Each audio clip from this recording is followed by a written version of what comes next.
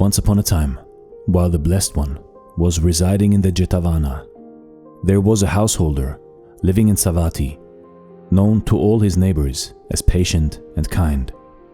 But his relatives were wicked and contrived a plot to rob him.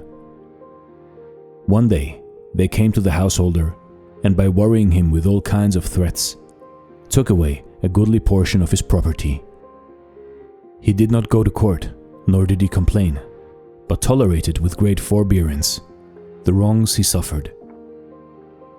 The neighbors wondered and began to talk about it, and rumors of the affair reached the ears of the brethren in Jetavana. While the brethren discussed the occurrence in the assembly hall, the Blessed One entered and asked, "What was the topic of your conversation?" And they told him. And the Blessed One said, "The time will come when the wicked relatives will find their punishment. Brethren, this is not the first time that this occurrence took place. It has happened before." And he told them a world-old tale. Once upon a time, when Brahmadatta was king of Benares, the Bodhisattva was born in the Himalaya region as an elephant. He grew up strong and big, and ranged the hills and mountains, the peaks and caves of the tortuous woods in the valleys. Once as he went, he saw a pleasant tree, and took his food standing under it.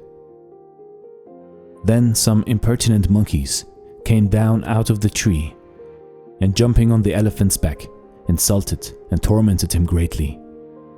They took hold of his tusks, pulled his tail, and disported themselves, thereby causing him much annoyance. The Bodhisattva, being full of patience, kindliness, and mercy, took no notice at all of their misconduct, which the monkeys repeated again and again. One day, the spirit that lived in the tree, standing on the tree trunk, addressed the elephant, saying, "My lord elephant, why do you put up with the impudence of these bad monkeys?" And he asked the question in a couplet as follows: "Why do you patiently endure such freak this mischievous and selfish monkeys wreak?" The Bodhisattva, on hearing this, replied, "If, tree spirit, I cannot endure these monkeys' ill treatment without abusing their birth, lineage, and persons, how can I walk in the eightfold noble path? But these monkeys will do the same to others, thinking them to be like me.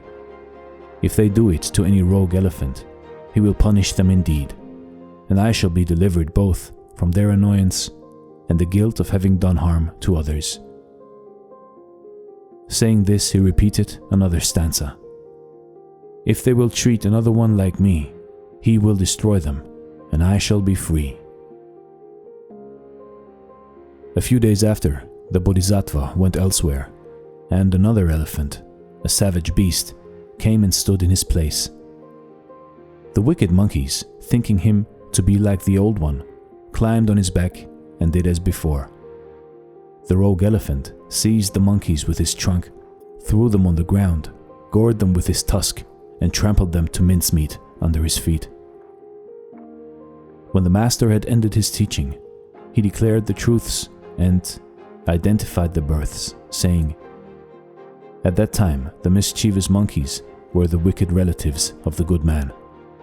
The rogue elephant was the one who will punish them, but the virtuous noble elephant was the Tathagata himself in a former incarnation." After this discourse, one of the brethren rose and asked leave to propose a question, and when the permission was granted, he said, "I have heard the doctrine that wrong should be met with wrong, and the evildoer should be checked by being made to suffer. For if this were not done, evil would increase, and good would disappear. What shall we do?" And the Blessed One answered, "Nay, I will tell you. You have left the world and have adopted this glorious faith of putting aside selfishness. You shall not do evil for evil, nor return hate for hate. Neither think that you can destroy wrong by retaliating evil for evil, and thus increasing wrong.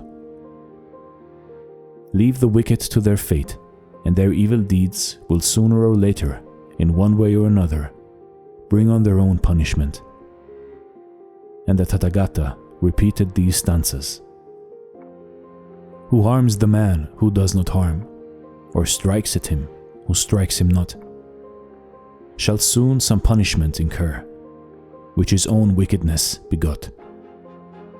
One of the greatest ills in life, either a loathsome dread disease, or sad old age, or loss of mind, or wretched pain without surcease, or conflagration, loss of wealth, or of his nearest kin he shall see some one die that's dear to him, and then he'll be reborn in hell. You see, in life, in your life, this was an age-old story from the parables and stories of Buddha. But you cannot defeat evil with evil.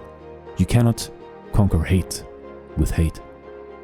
Stay true to your good nature, and you will see someone who does you wrong, someone who annoys you, someone who is unjust, will find their fate presented to them. You concentrate on your life, on your goodness, and on your pure heart. This is Dare to Do Motivation, Buddha Stories. Thank you so much for watching, and stay blessed.